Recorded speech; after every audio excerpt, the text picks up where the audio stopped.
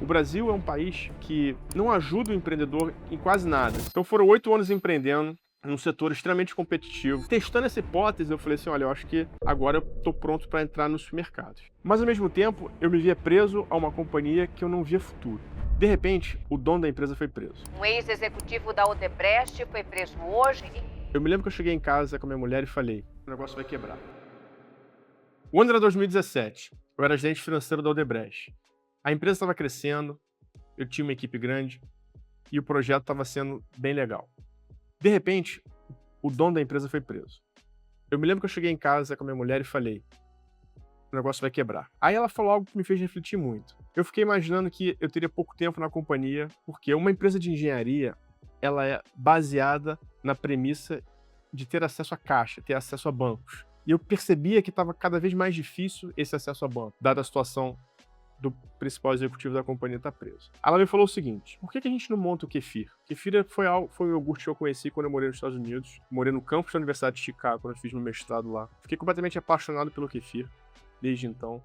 O kefir é um iogurte rico em probióticos, que eu consumia quando eu morava em Chicago, e eu percebia no meu organismo os benefícios associados à ingestão de probióticos de maneira regular. Quando ela me disse que a gente podia montar uma empresa de kefir, eu fiquei imaginando que eu nunca tinha empreendido em nada, eu nunca tinha entrado num laticínio, eu era apaixonado pelo kefir, mas eu desconhecia totalmente esse mundo do empreendedorismo.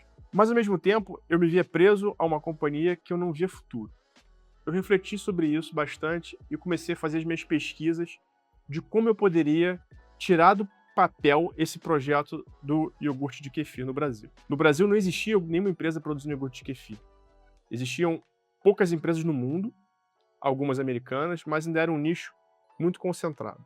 E aí eu comecei, no meu tempo livre da companhia, na hora do almoço, eu ligava para algumas empresas, fornecedoras de fermento, para entender desse mercado, entender dessa dinâmica, como é que eu poderia começar uma empresa. E a conversa era engraçada porque eles sempre me perguntavam o seguinte, qual é o seu CNPJ? Você quer comprar o nosso fermento aqui? Qual é o seu CNPJ? Eu dizia, olha, eu não tenho CNPJ, eu tenho um projeto aqui, uma ideia. Eles falaram, não, quando você tiver um CNPJ na empresa, você me liga aqui.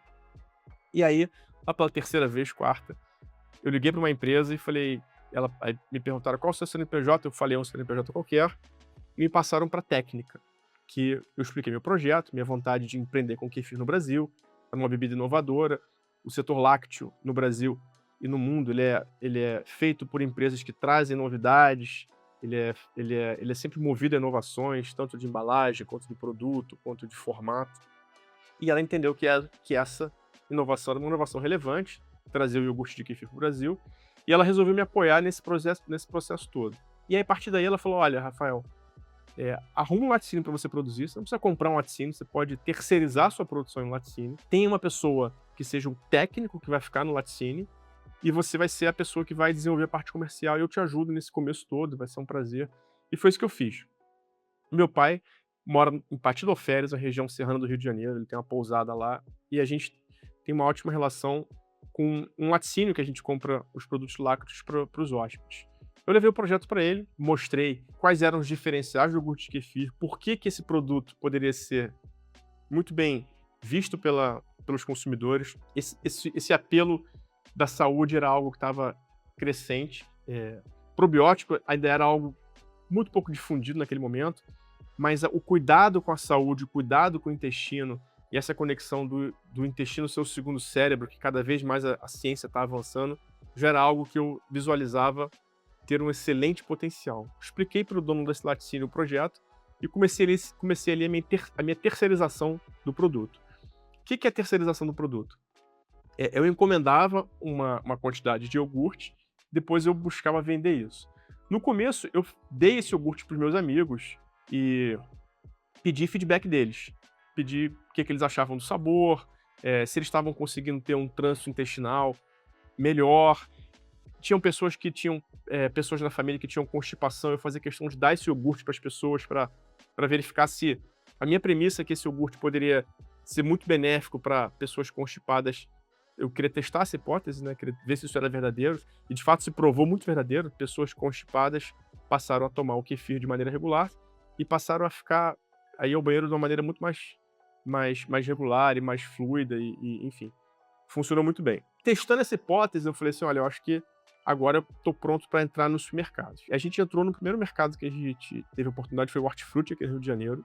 É um mercado classe A, que as pessoas estão 100% focadas em saúde, em comer verduras, legumes, então conversava muito com o processo, com o nosso projeto. Logo depois, Zona Sul entrou em contato conosco. Zona Sul foi o meu principal cliente da vida inteira, principal apoiador dos nossos projetos.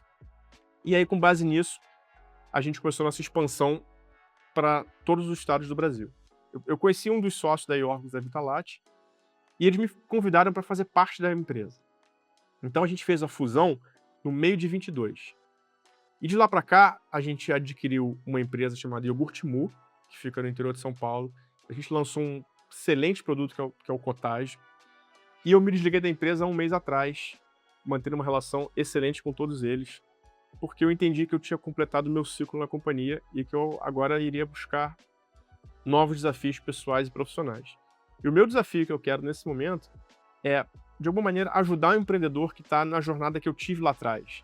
O Brasil é um país que não ajuda o empreendedor em quase nada. Assim, não ajuda em conhecimento, as leis são super complicadas, as leis tributárias são super desafiadoras, todo dia tem uma lei diferente. Então, eu sempre fui apaixonado por essa questão de ensino, de estudo. Então, foram 8 anos empreendendo num setor extremamente competitivo, competindo com gigantes mundiais aí do setor do laticínio.